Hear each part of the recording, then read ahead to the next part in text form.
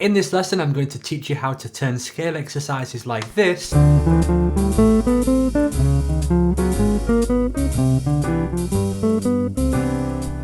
into lines that sound like this.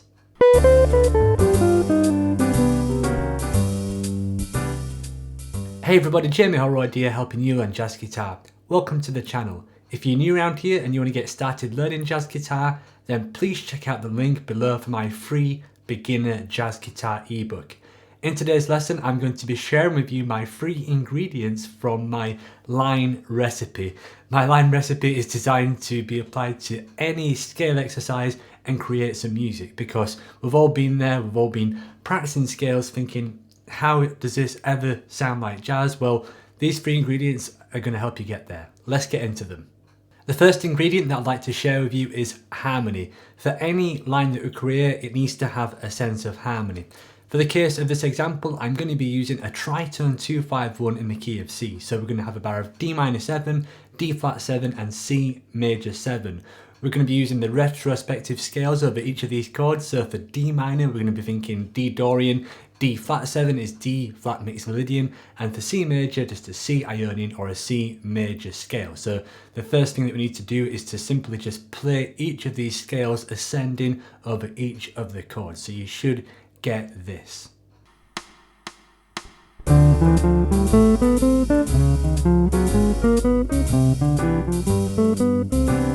This brings us to the second ingredient, which is voice leading. So in short, one definition of voice leading could be that you're basically going from one chord to another in the smoothest possible way without any big harmonic jumps. So what we're now going to do is, rather than start from an ascending scale each time, we're going to ascend up one scale and then go to the nearest available note in the next scale, descend, and then finally we're going to be going ascending for the final chord. So that's why when you see jazz lines written out and you look at jazz solos, you don't always see them going like this. You know, the notation isn't always going low to high, and vice versa. If you look at transcriptions of solos, what you often see is nice contour, because most jazz solos have good voice leading. They're not just jumping around different registers of the instrument, they're trying to connect lines in the smoothest possible way. So let's have a listen to how this example sounds.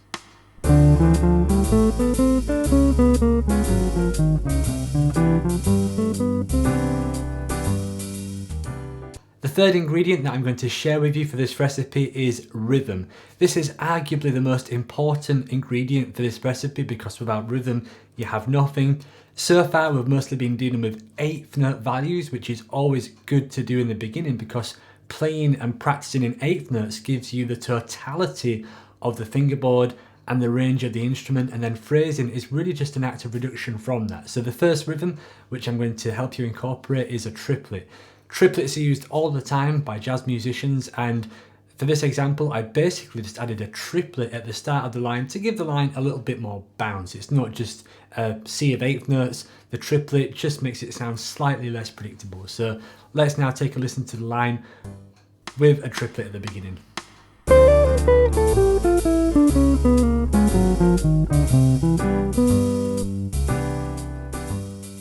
Another rhythmic technique that you can do to make a line more interesting is to start on the and of 4 before the line. So if we now take a short 2-5, then we're going to voice lead our scales as we've just done, but rather than just play the scales, 8th notes starting on beat 1, finishing on beat 1 of the next bar, we're going to start the phrase on the and of 4 just to give the line a little bit less predictability.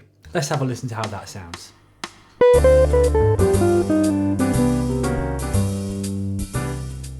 The final point that I'd like to share with you is that you don't always need all these ingredients. Too many chefs spoil the broth, too many ingredients can spoil the meal, and this is definitely the case here. To illustrate this point, here's a dense harmonic progression. We've basically got 2 chords per bar. We've got 1 bar of a short minor 2-5, 1 bar of a short major 2-5, and all I've done here is simply just play through scales. I've voice led a few scales together using 8th notes, and the only thing that I have done actually is started the phrase on beat 3. So there's a little bit of a delay, but really all I've done here is just strung scales together, and this kind of sounds like a line, so check it out.